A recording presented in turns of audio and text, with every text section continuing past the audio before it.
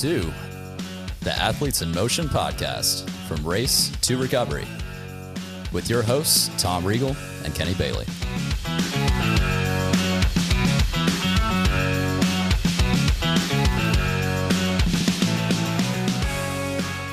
Hey, Kenny, how are you?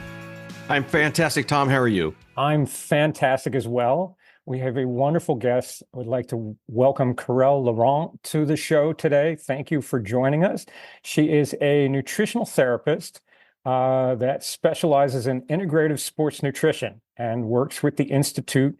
This is a long name here. Institute for Optimum Nutrition and Center for Integrative Sports Nutrition in London, currently residing in Portugal, originally from France, and has been everywhere else in between. So we're really excited to have you on. Welcome, Karelle. This is wonderful. We met you through Leo. So Leo Silva is one of our triathletes, journey athletes, and Karelle's working with Leo on his journey, and he connected. It was nice enough to connect us, and Karelle's nice enough to join us to talk about all things nutrition and sports and endurance. And you're also a triathlete as well, right? Yes. Aha. Okay, we've got that as well. So tell us about yourself. Welcome, and tell us about yourself. Thank you, Tom, and thanks, Kenny, for having me on the podcast. It's so lovely to be with you today. Yes, well, I think you've got it all right. So yes, I am French. I left France. We left France with my husband about 25 years ago. And we lived in the UK, we lived in Australia, we lived in Singapore, and we now live in Portugal. My husband is French-Portuguese, and we absolutely love Portugal. The south of Portugal, the Algarve, is absolutely beautiful, best place to cycle. We'll come back to that. Yes. And then on the way, yes, I used to be working in fashion industry. And shortly after my second child, he was suffering from a lot of allergies, ear infection. I was burning out as well because my husband was traveling a lot, and it was just a lot going on. And I thought to myself, I just need to, I'm sitting in the doctor's office, and he's telling me what I need to do, and I'm quite knowledgeable, but I'm kind of taking it on board, but I don't have, it doesn't come from me, as I don't have the knowledge enough to say yes or to say no. So I thought, this is just not right. I can't do this. I need to learn more. So I started looking at nutrition. I wanted to be a doctor growing up, but then I thought, I can't be a doctor. This is not good for me. I'm not so good at school. So I came back into really trying to, satisfy my learning journey into nutrition, into well-being, into health, but also being able to educate my children about their future, their lives. And it's a really important part of our life, right? The well-being, health, longevity. Now we talk a lot about longevity. We don't start working on longevity when we are 65 years old. We're probably very lucky if we succeed. So you need to start earlier. So, one thing led to another. I signed up into an online school, so the Institute for Optimum Nutrition. I looked so much, but it was really the good space for me to be able to do my own research and have my own opinion. It wasn't a textbook type of school where we say to you, this is what people need to have for breakfast, this is what people need to eat.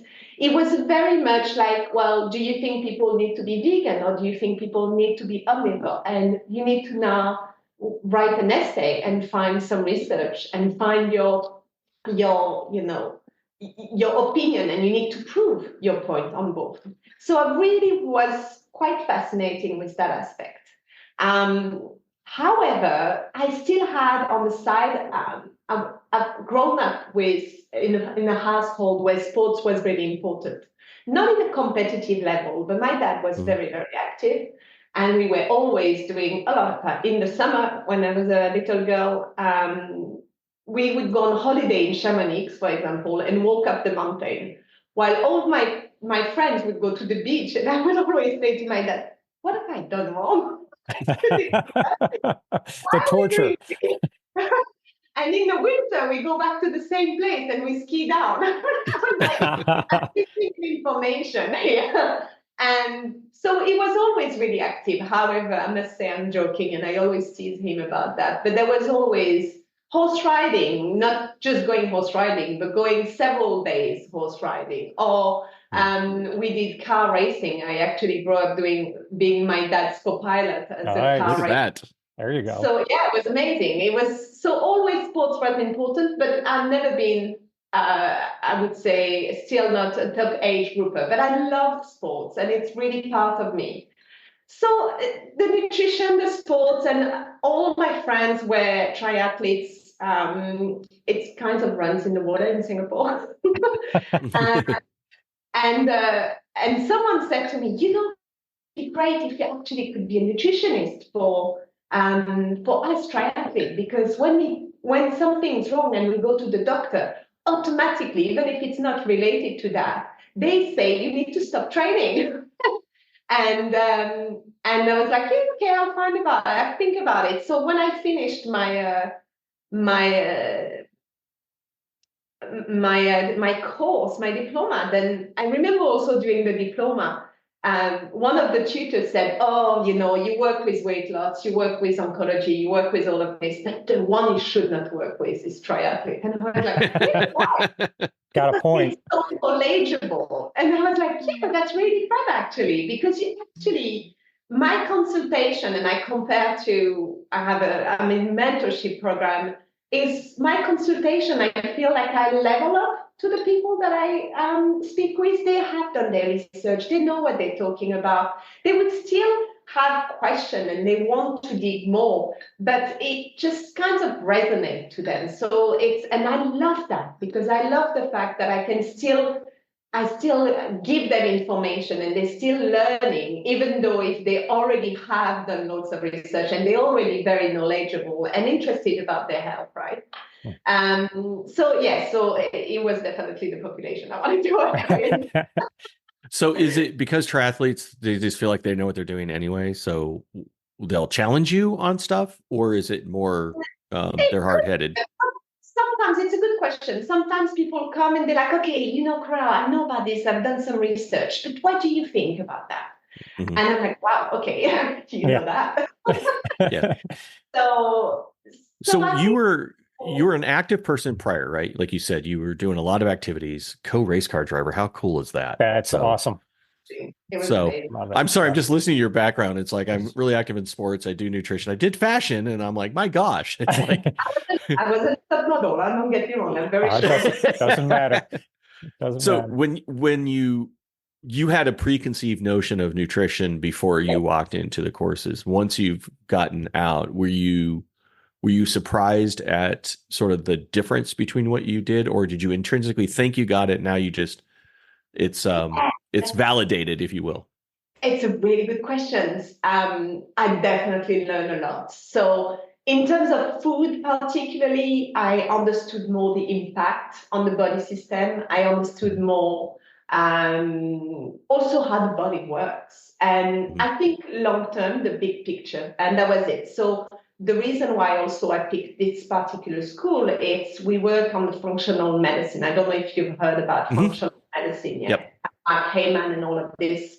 And that's really interesting because, for example, if you take the example of an athlete, I would have an athlete comes and see me and it's like, oh, Karelle, I always have injury, but that's always me. I always have, an injury in my calf or it's my foot, and I'm like, hold on a minute, it's inflammation, right? So that's not localized. Yeah. So if you have an injury, okay, you train, so that's just going to push it a little bit to the extreme. But there is an inflammation in the gut, and that's what functional medicine is incredible about. And that's maybe my biggest takeaway of this school was really to be able to take that step back and investigating the big picture and be like, our body is not just. You don't have a border between your legs and the rest of the body. So if you have an inflammation, it's not just localized, it's everywhere. So why? So why do we have an inflammation? It may not be because you've been running, but maybe there's something happening with your gut. Maybe it's an influence of, where you live, your environment, maybe the food you've been eating, maybe, some prior medication you've been taking. And that's really the part when I work with clients where it's really interesting. And the light bulb moment of, you have habits that you will have. And sometimes I explain something to a client and I can see that, is that why this is happening? And it's a light bulb moment where they realize what's going on. And I've had it in the past in my journey. And that's where you're making a difference, right? Even when And I think the biggest issue, I'd say issue is not the right word, but essentially it's different for everyone. So there is the inflammation that you're having is caused by something different from the inflammation that I'm having or Kenny's having. It's like it's going on there. And I think part of the journey is finding what that trigger is for you and then trying to adjust for that. Now, how do you deal with athletes that come in, and you work with non-athletes as well as athletes? I'm assuming that too. So when you're we don't care about the non-athletes. So yeah. Well, everybody's an athlete, right? We feel everyone's an athlete. Everyone's an athlete. The normal people, you mean? Normal people, yeah. Normal people. So when they come in, and so you identify something, maybe it's a habit, maybe it's a food that they're eating, all of that. Do you get people that are resistant to change? It's like, what if they really like that food or something that's triggering this, and you figured out that that's what it is? How do you walk them through that realization of like, you're gonna have to change a habit to be healthier, and that habit you really love? Yeah, and you're right. And I think, as we age, we don't like change. I don't like change too much. It's also difficult, but you would have different kind of type of people as well. There's people who are scared of change, and it creates anxiety, and you need to be really well aware of that. And usually I would realize that in the initial session, in the process. And then you just go a little bit more, you go with caution in the way you will introduce change habits. So if you work with non-athletes, usually, and at school they would say, you do only a couple of change at a time because it's hard for people to implement change. But working with athletes, if I do a couple of change, they would be like, okay, so can we move on? Yeah. Let's go. Again, it's a very different population. So you really need to work with the type of person that you have. And sometimes it's a change in between. It's maybe, I'm going to take an example of someone who drinks soda, for example, and drinks maybe 3 or 4 soda a day.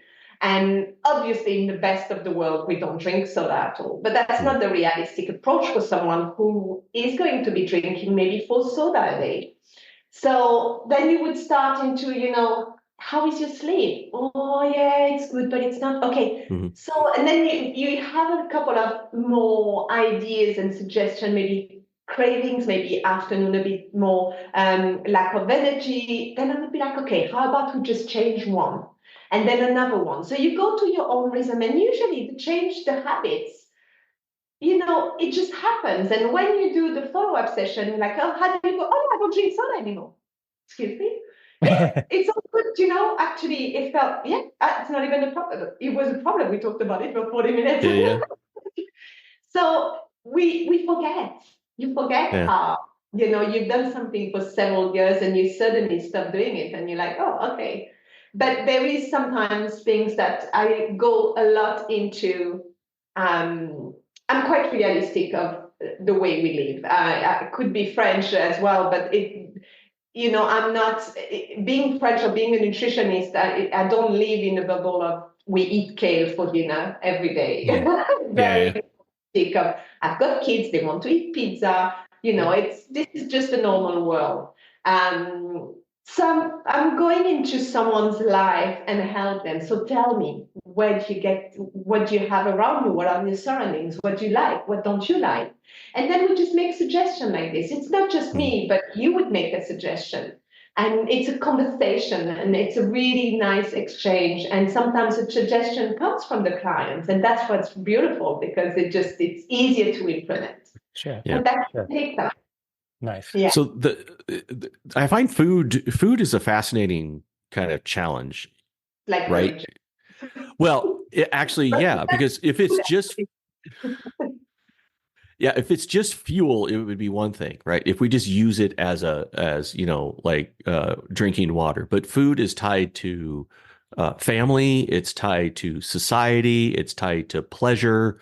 We eat at a funeral, we eat at a wedding, we eat at birthday parties, we eat at pool parties, or we just eat for breakfast. So it's tied to so many societal things. That I think it's fascinating. We can't just simply say, well, just don't eat that or don't eat that. For example, to your point, you may want someone to eat more nutritious food, but that maybe their spouse and their kids are eating less, pizzas and all that. So trying to incorporate a healthy diet in a world where none of that is supported, I guess, because they want to eat their food. How do you handle that kind of societal, or do you see that societal sort of pressure, and how do you navigate that? And culturally, because I work with clients in different parts of the world, That's a good point. has translate very differently. In Asia or in Middle East or in Europe, it's so different. So I'm really fortunate that because I have been traveling a lot for living or just traveling for leisure, I know a little bit, and I've got a really good perception on culturally how food is important into a society, and that is a valuable point for me to be able to translate that in a consultation and understand that living in the US or living in New York, you have a lot more temptation than I would have living in the Algarve, because you walk down the street, the smell. I remember when I lived in the UK, my mum would say to me, "It's incredible. I know where I am. I don't need to open the eyes. It smells cinnamon everywhere." But it's true, you don't realize that. And the blue zone, have you heard about the blue zone with Dan Whitner, right? And he talks a lot about that in his book. I remember that was really relevant to me, because the environment you are in is going to be the recipe for success or no, or make life so much harder for you in terms of being able to make the change you want. Because sometimes wanting to make the change is not enough. The willpower is a great tool, but it's not enough to be able to make those changes, because there's so many more barriers, right? So we've just got to realize the environment. So it's food is, but you're right, food is interlinked to some, and emotionally as well. Exactly. Emotionally, food is just a huge factor. It's just an amazing challenge I have always seen. Even me, and I'm guilty of it. We may have friends that come over that are vegan, and I'm not a vegan. I like my meat. And, having to cook for purely vegan sometimes is difficult for me. It's like, or if they order, it's always, and I've got to be a lot more supportive, right? Or when they order, can you have it with this? And does it come with this? Does it come with that? I'm like, just order, right? But, you have to be a little bit more patient on that. It's different because it's more difficult for you because you're not used to it. Yeah, exactly. It would be, imagine if you suddenly, it would be very difficult for you to implement that, because it's change. Any changes are going to be traumatic in some extent, right? So but for them, it's not a problem because they're used to that. So they would be like, fine, just get me some vegetables and some this. I don't care. But for me, it would be difficult. So when people come to you, do they come to you? Is it sort of is there a theme? It's like, I'm having a sleep problem, or I'm having a GI problem, or I'm having a nutrition problem, or a hydration problem. When do you get the call? So interesting. So it's interesting because I often have, so I do discovery call. You have a free 15 discovery call. I'll post the link later. I'll send you the link. And I often have, the wording is often going to be, looking for support. I've heard about you from this or this, and looking for support because I have a race, so a performance race. And then start talking, I would say 1 times out of 2, that goal becomes secondary. And then as we start talking, even discovery call, it will be like other goal, a more important goal to that client. It could be, I'm trying to lose weight, but Karelle, I'm trying so hard and it's not working. I don't understand. I'm careful is what I eat. I train a lot. I've been training for years. I can't lose weight. There's that. Or it could be something like, I never know what to eat. I do this, but it's a little bit like I'm insecure in what I'm doing. And that's a really important point. I often have that. I just need you to tell me, am I doing this right? Should I have this for breakfast? Should I be fasting? Should I not be fasting? Should I be vegan? Should I not be vegan? Yeah. And that's a really big, it's a big question because, and it's something you mentioned in your email, Tom, is how people would relate into, what you hear on social media. And that's, I think, it creates a lot of insecurity amongst ourselves, amongst everyone, because you suddenly think like, oh, should I be doing that? But they're doing that, so should I be? And I try to take that off, that pressure off. So we look at someone's habits and then it becomes very clear. So then they have the empower people to be like, yeah, actually what you were doing was right. Or the other way around. Or someone would come with a more personal health problematic. It could be GI issue, allergy, food intolerance. It could be, hormone changes as well. I work with women, and there's usually a big change. Your performance starts to peak, or you suddenly to drop, or you suddenly don't sleep well. Or even men and women are suddenly saying, I can't reach I just can't reach my target that my coach is giving me. I'm tired. I don't know what's going on. So, but when they are at that moment, they are already able to, to know that it's a link with the food, because sometimes they don't make that link. So when they already have knowledge there. So it's really interesting. And lately I would say in the last couple of years, I've had a few athletes or even adults who has been recently diagnosed with ADHD. And that's really interesting. So I'm doing a lot more training on neurodiversity, the impact. Interesting. I think it's really fascinating to see how that also creates a huge driver in the relationship we have with food, with how we should be and how, what we should be eating. So that's really, really interesting as well. That's fascinating, because I wouldn't have even guessed that there'd be a link to food with that. And I should know that, right? We should know that the food links to just about to everything. It does to everything. So yeah, I wouldn't have thought ADHD and linking that to food and being able to help you cope a little bit with better food choices and timing and all of that. I'm fascinated to learn more about that.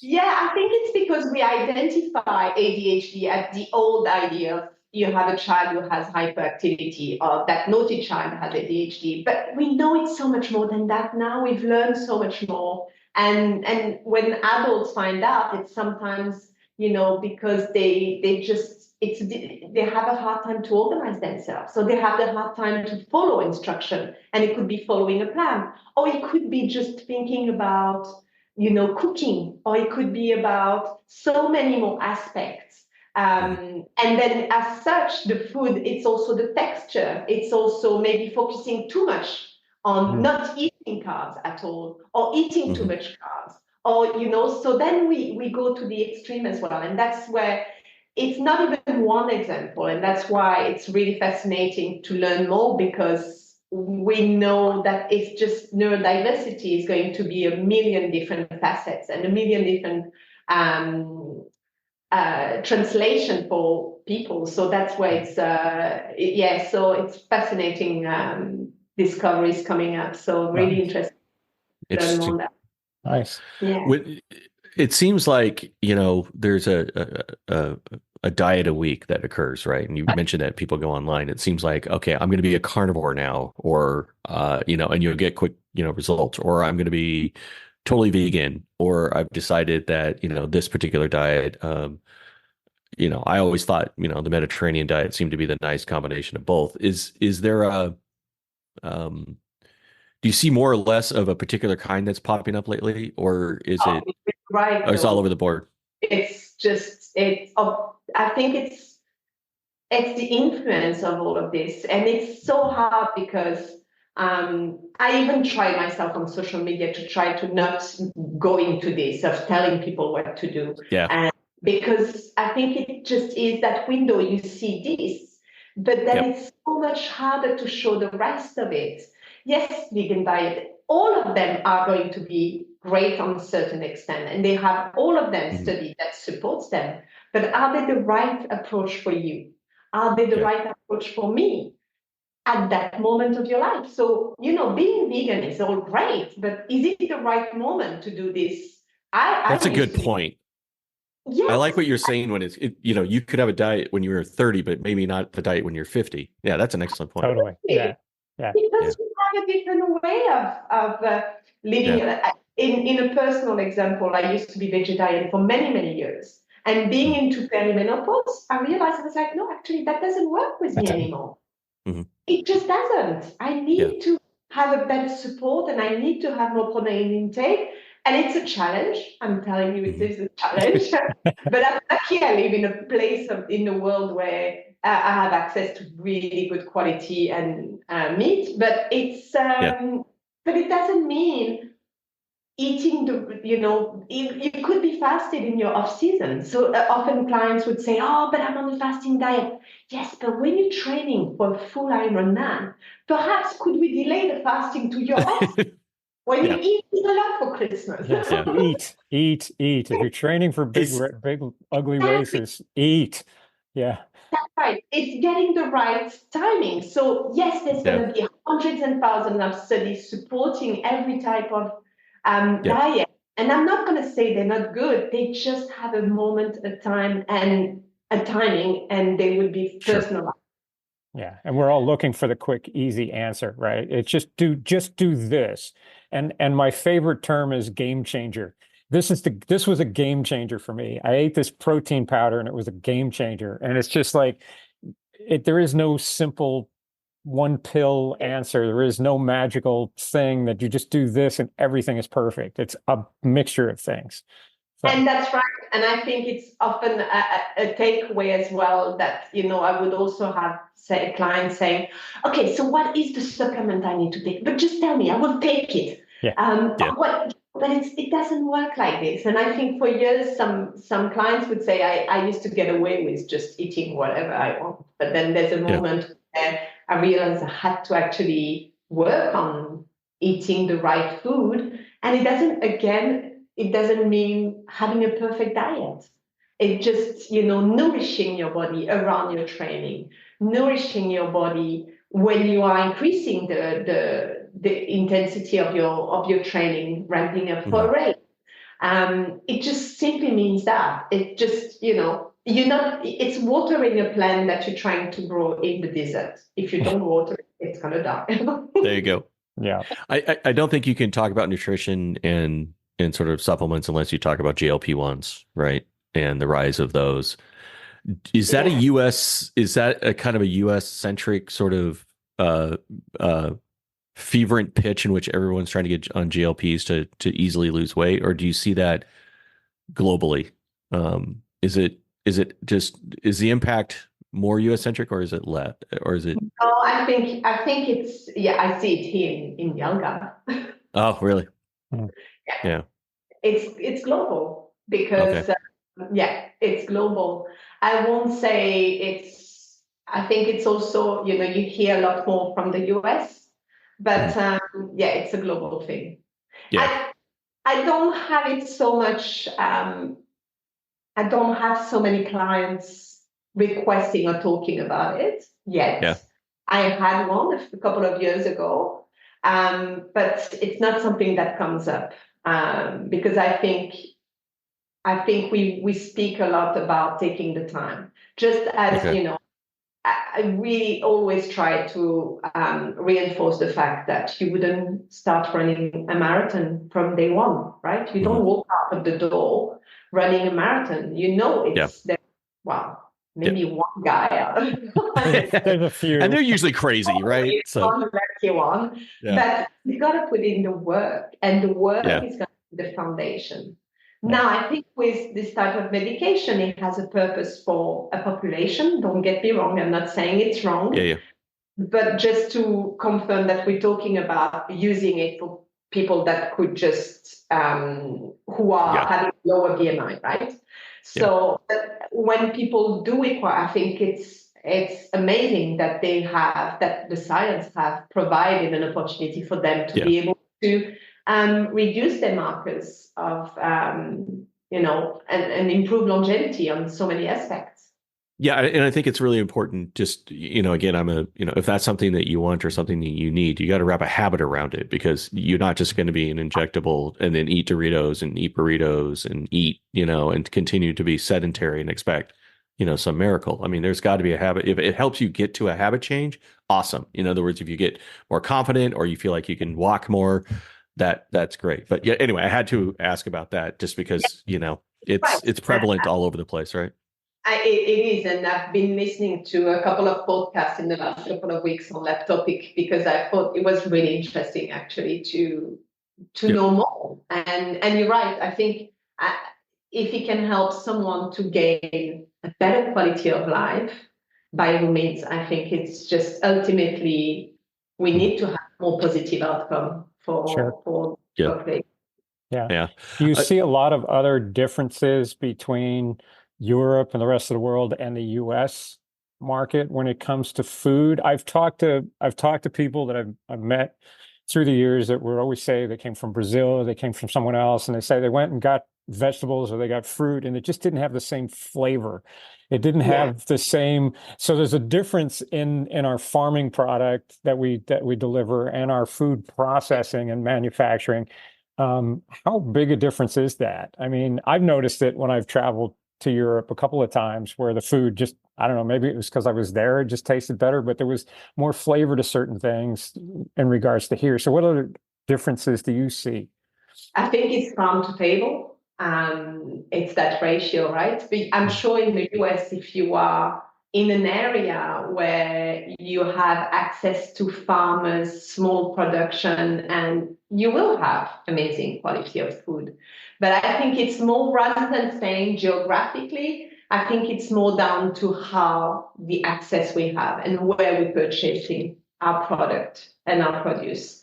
Asia was particularly difficult because Singapore, being a small city, country/city island, don't have a lot of land, so everything is imported. Because it's imported, it spends a lot of time in those freezing conditions to be transported, right?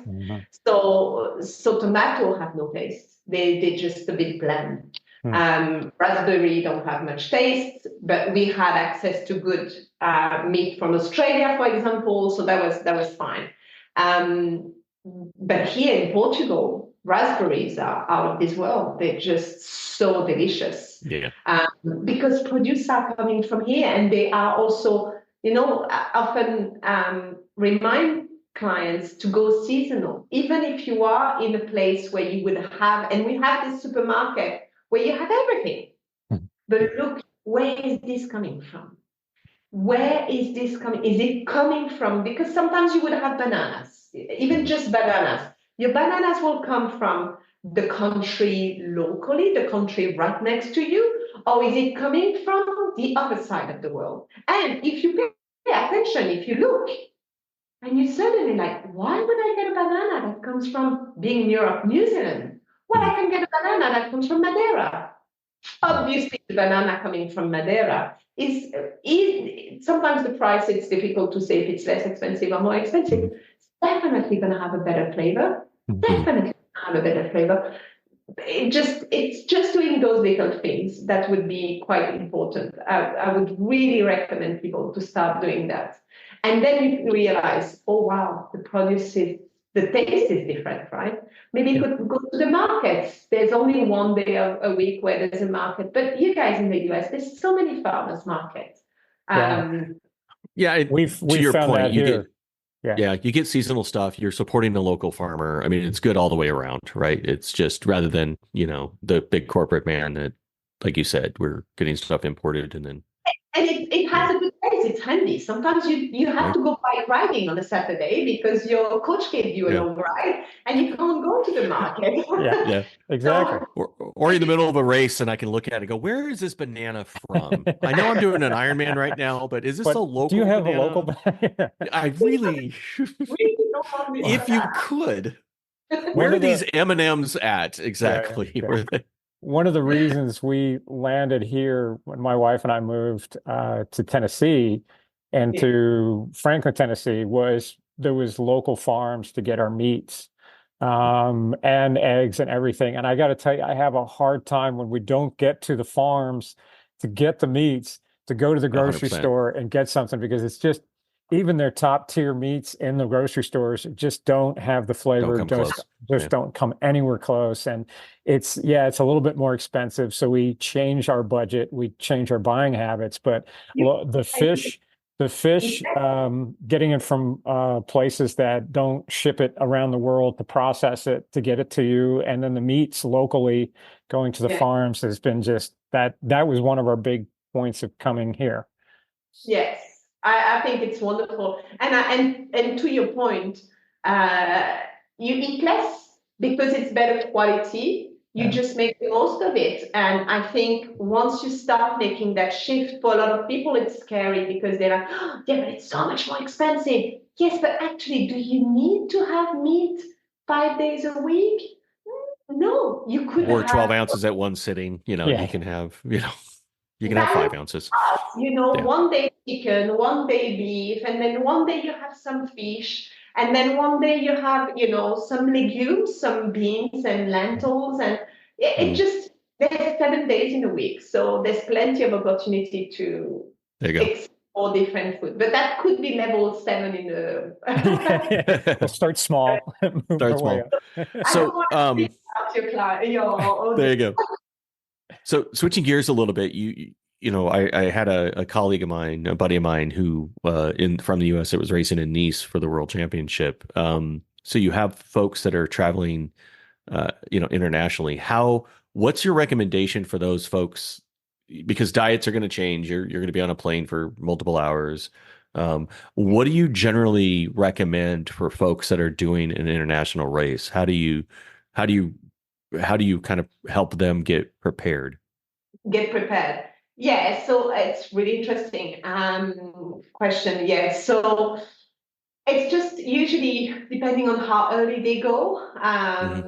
It's when they have a rental apartment, I always try to encourage clients, at least for the breakfast, is to be able to get, to plan. When we work weeks leading to an event that's going to be internationally, is we work on that breakfast weeks before that. But we work on that breakfast towards being ready for that race.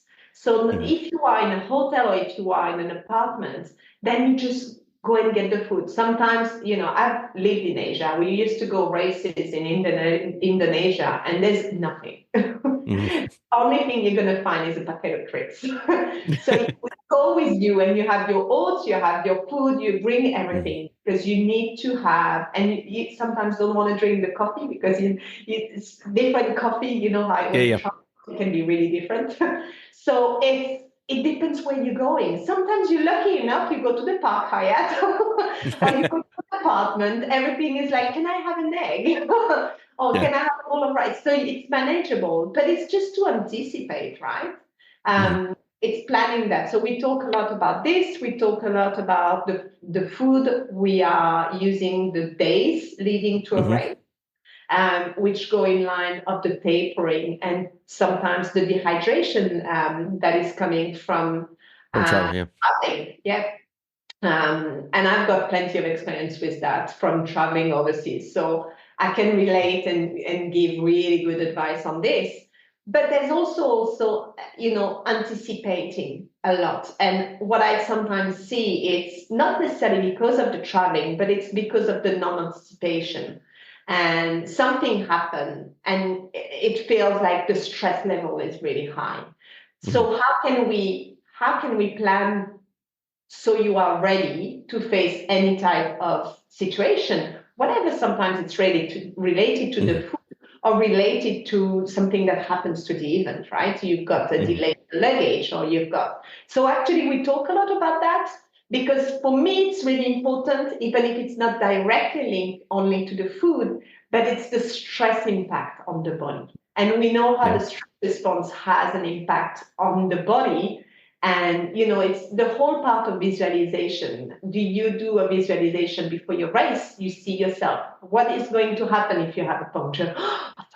Well, prepare that. Have a look at that. Do that, because I'm rubbish at changing tires. So my husband did that before my race last year. He sat me down he said, okay, tire, this, do it. And he put the foot down. And no matter how I struggled, I took my time. He didn't tell.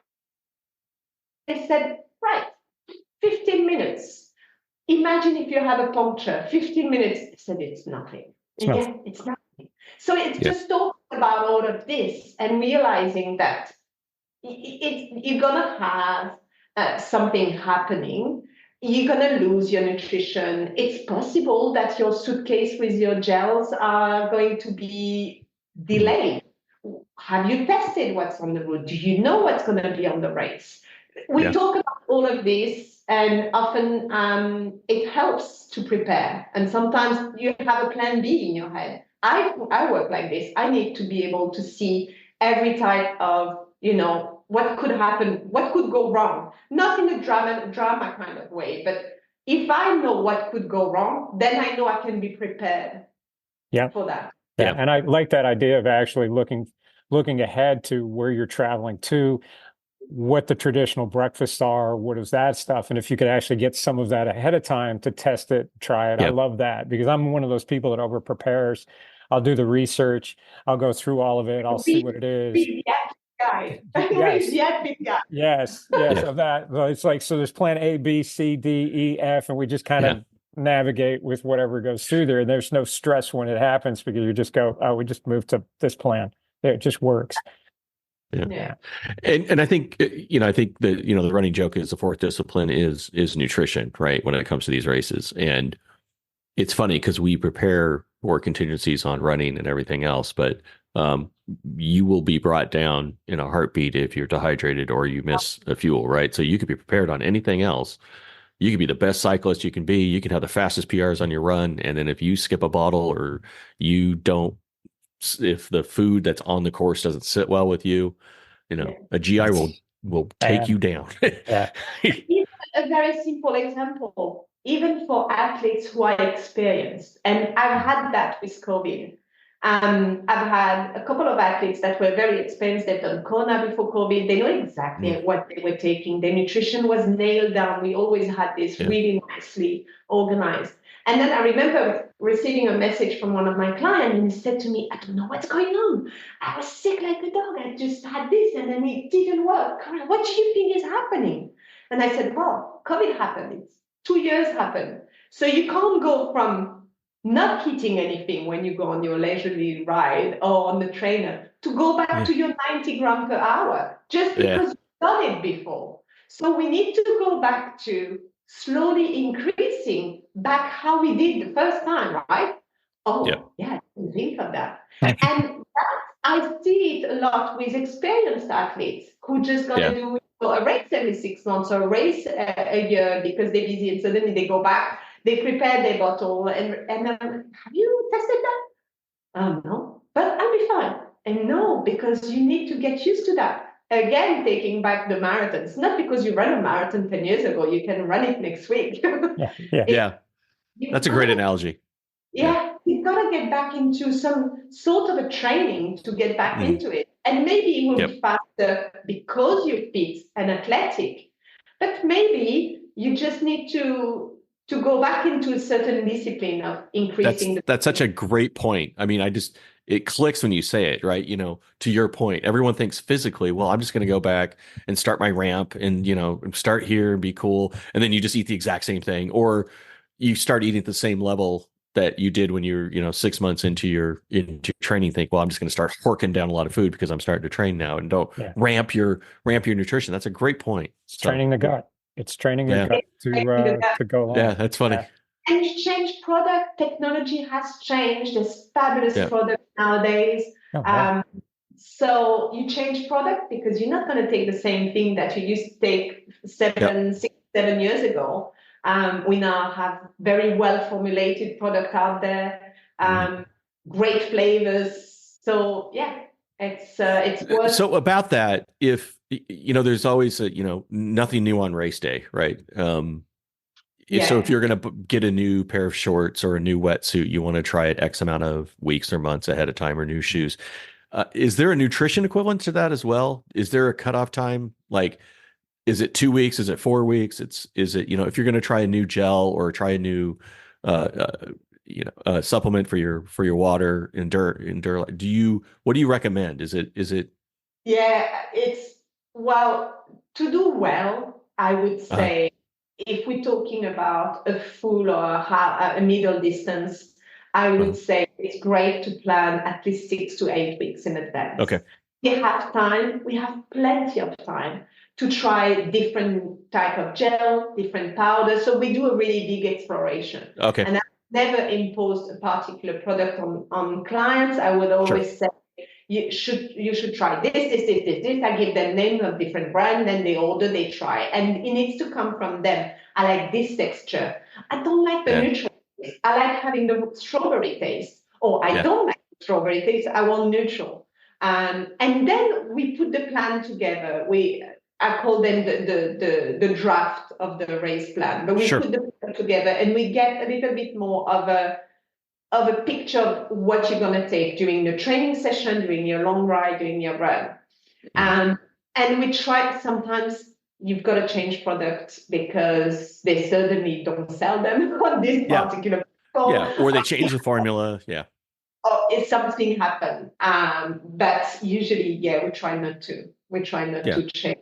But I would say, again, I think in the last 2 years, the few big brand of products are so well formulated. It really reduced a lot more of the GI issue we used to have in the past. Sure. If you even regularly. Well, even Ironman now changed out of Gatorade to a different. Yeah, in the US. Yeah. So you're just throwing everybody out. Yeah, throwing everybody off. Absolutely right? losing their minds. You talk about not liking change. People are complaining about it when they haven't even tried it yet. They're just absolutely like, no, absolutely.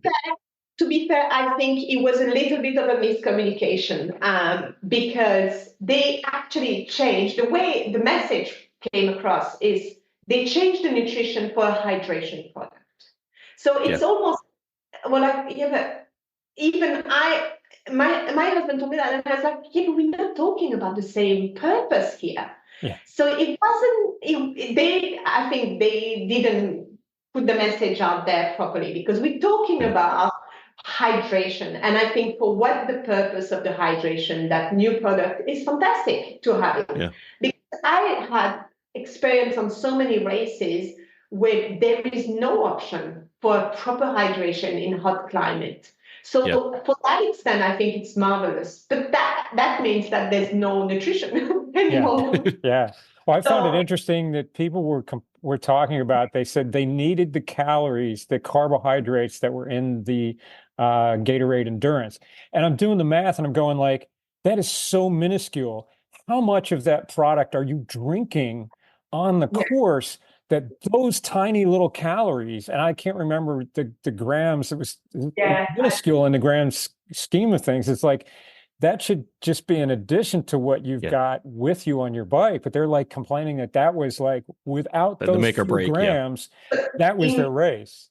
Absolutely. In hydration, you need to have a little bit of glucose and some sodium. So it's around usually 15 grams of glucose for the absorption of the sodium. It works together, right? Yeah. So I think that's why people got confused. That's not because they're low carbs. It's because the purpose is hydration. Yes. It's to transport the sodium to your cells. That's amazing.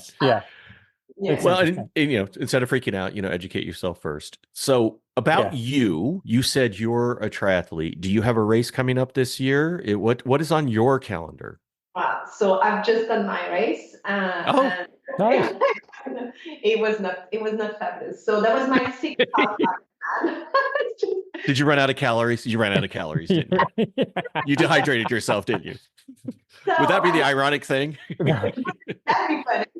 No, my nutrition was great. It Perfect. was good. That's always the thing that is actually quite The one good. thing you get right. Yeah. Yeah, thank God I knew that. No, what happened is, so moving out of Asia, you swim, the water is so warm, it's always very hot. I do very well in hot climates. I won't say very well, but I do well in hot climate. Yeah. And moving to Europe has been a little bit of a challenging moment. A little colder. Especially with the water.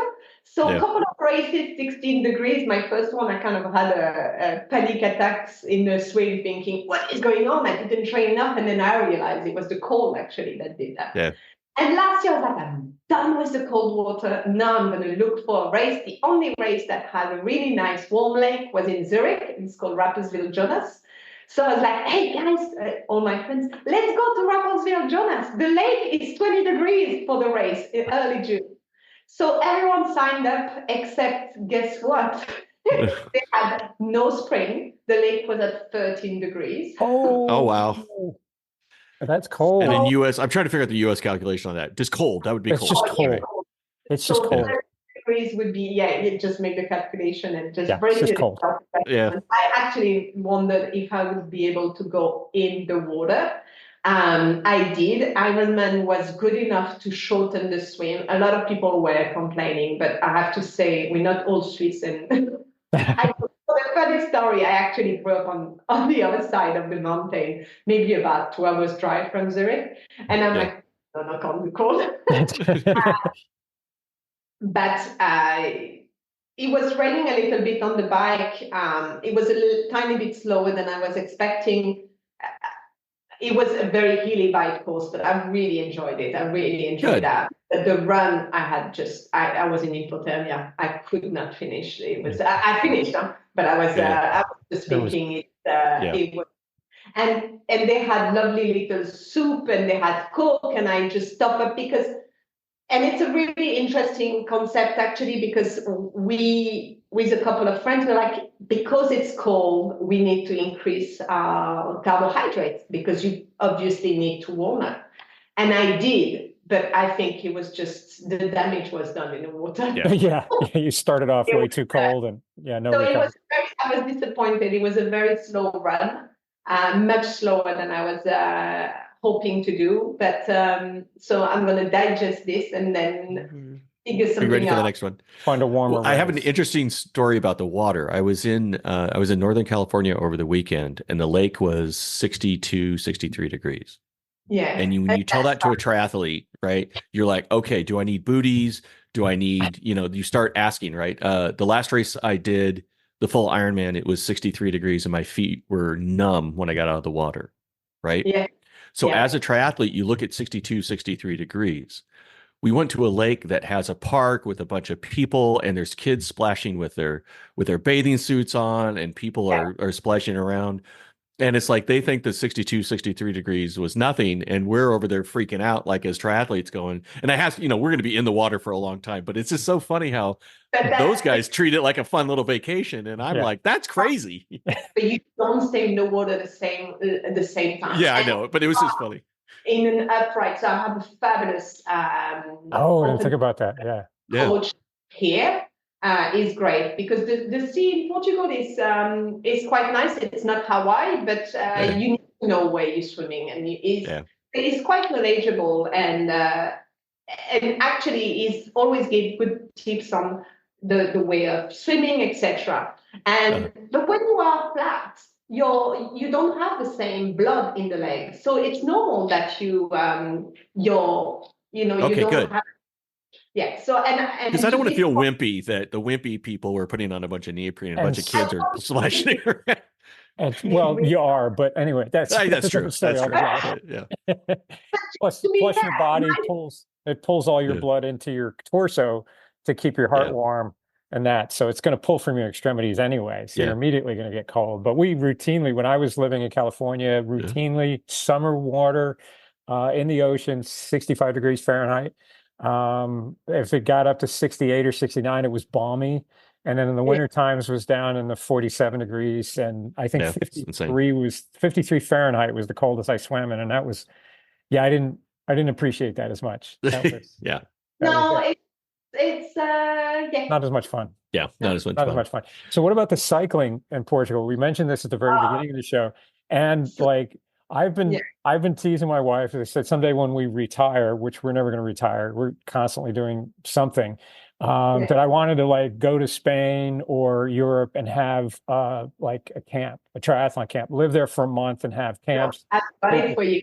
So now I'm not looking at Spain anymore because Portugal sounds really fantastic. What is the cycling like there? What and how soon can we get there? The Algarve, which is the south of Portugal, is beautiful. It's quite hilly, not crazy hilly. The hills will never be very, very long, but you can definitely have a good day on the bike and a challenging ride. Now, when I moved here 3 years ago, I've met, first of all, I was like, oh, am I going to be able to ride? I had a really strong group of girlfriends where I was riding with in Singapore. I was like, oh, I'm going to be on my own. Who am I going to ride with? And I met this lovely lady. She's British. She's living here. She's called Fiona. And we really bonded together. She was doing some social rides. She used to be elite athlete. She doesn't like to talk about it, but she's pretty awesome. And now she's a tour guide in the Algarve. And we bonded really nicely together. Just always, we thought, wouldn't it be so nice to go on a cycling trip and you eat well and you spend a bit of time to look after yourself? And then we're like, oh, shall we do that? So we did. So we've done for the last 3 years. I think we've done 6 now. So we call that the Cycling Nutrition Wellness Retreat. Oh, that would be so much fun. It's so much fun. And you have couples coming. So we often have Canadian coming and etc. So any age. We usually, depending on how many, we keep it small. So it's quite small. We're not going to be 40. It's usually between, I would say, 5 to 15 people maximum.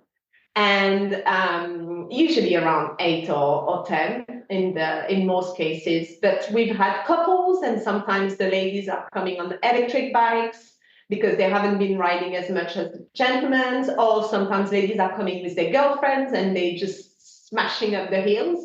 But it's fabulous. It's a really good week. We are staying in this beautiful boutique hotel in the hills in the Algarve. So we're about 30 minutes from the airport, 30 minutes from the coast, where some clients might want to spend another couple of days on the beach and just relaxing and eating seafood. It's a farm-to-table boutique hotel, so all the produce that we are eating, they are actually getting from the farm, depending on where you're coming during the year. It's going to be lamb, it's going to be pumpkin, it's going to be really seasonal and fabulous food. The hotel is absolutely... I want to go.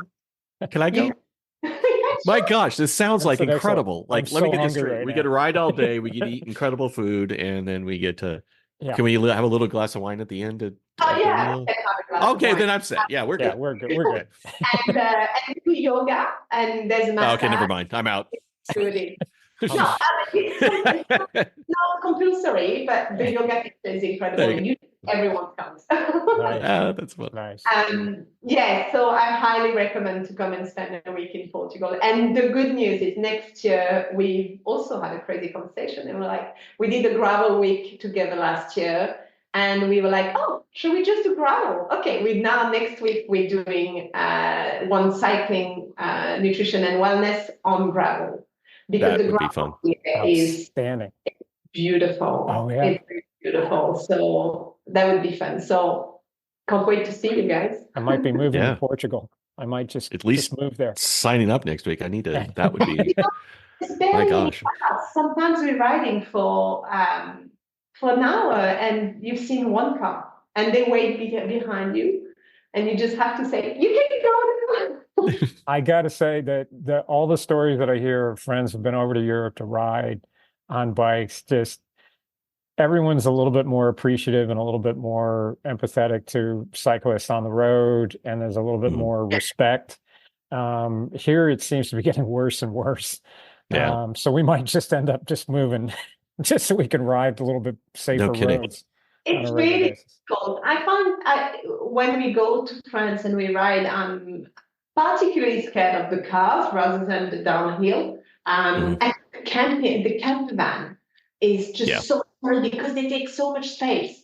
But what I've noticed lately is now they're closing some of the cols during the summer. So especially in the Pyrenees, they announced last year, okay, so this weekend, it's a no car. It's only cyclists. We haven't tested out because it was not when we were there, but it's find out if you guys are going to France before you book your trip, have a look and find out when they're closing the roads, and you can That's enjoy a good idea. Great. Oh, that would be even better. So other than your incredible gravel thing, is you got anything else coming up? Anything else you want to tell the audience about?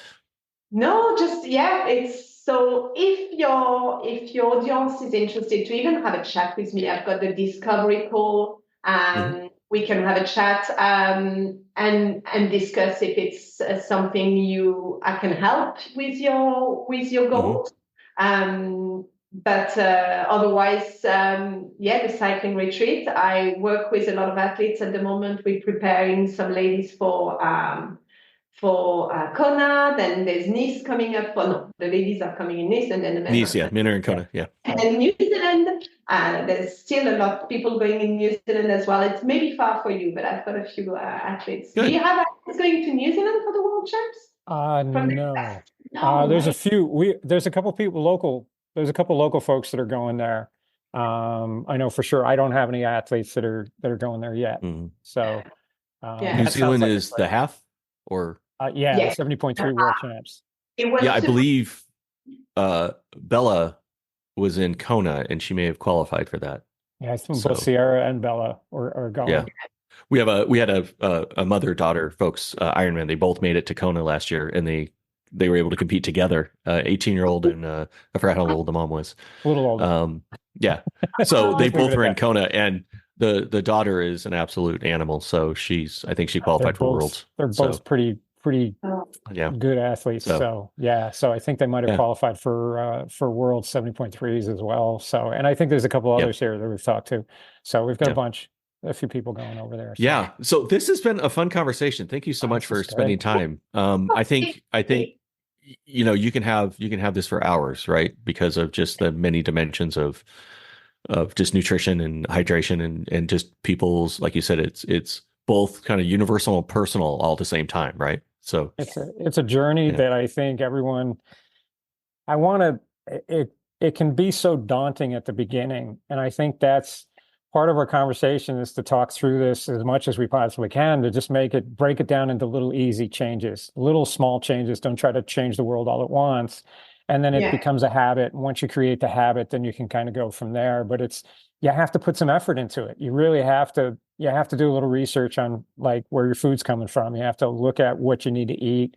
Certainly speaking with a professional like you to help guide them through what it is that's causing issues and what can help and what's not. And then trying not to just do the magic bullet thing.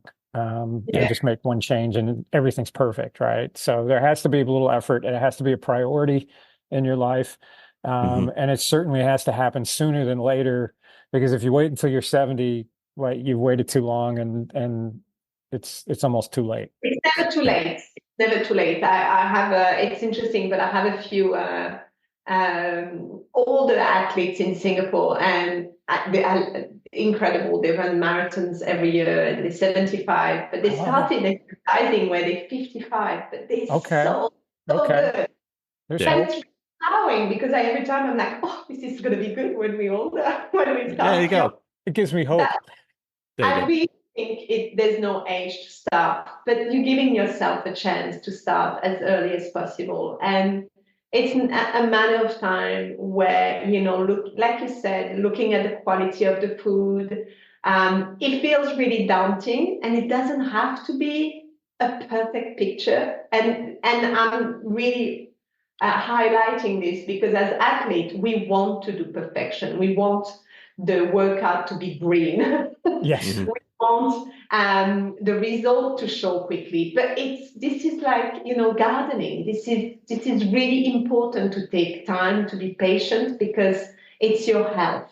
And I think I often say that to people my generation.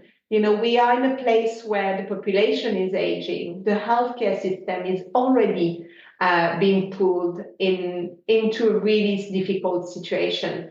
We don't know how things are going to be in 20, 30 years' time. And I see even the medical system in France is really, really critical. And you hear people waiting for hours when they go to the hospital. And private is not always the option for a lot of people. So really looking after yourself is buying you time. I think we don't have the choice. We need to look after ourselves. We need to invest in our own health in order for us to have this prevention of not having to go to the hospital or rely to the medical system and the healthcare system to help us when we need to.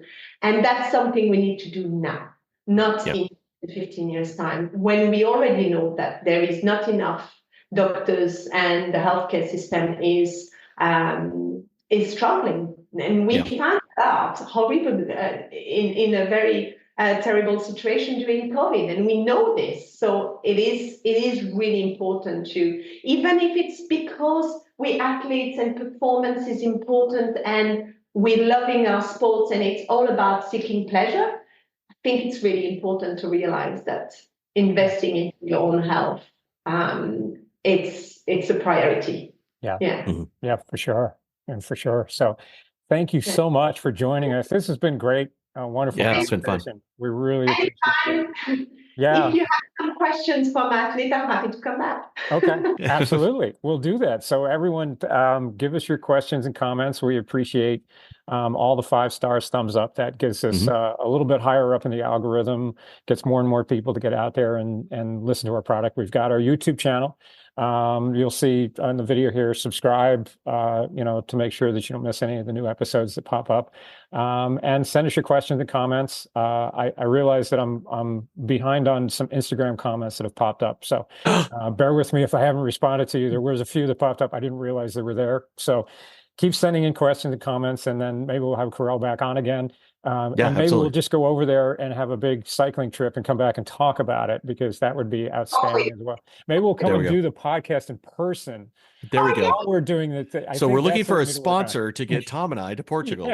Anybody? Is there a bike sponsor or something? Exactly. Somebody. Let's do all of that. So thank you again. Appreciate everyone. Kenny, Karelle, thank you. And for everybody, we'll catch you on the next show.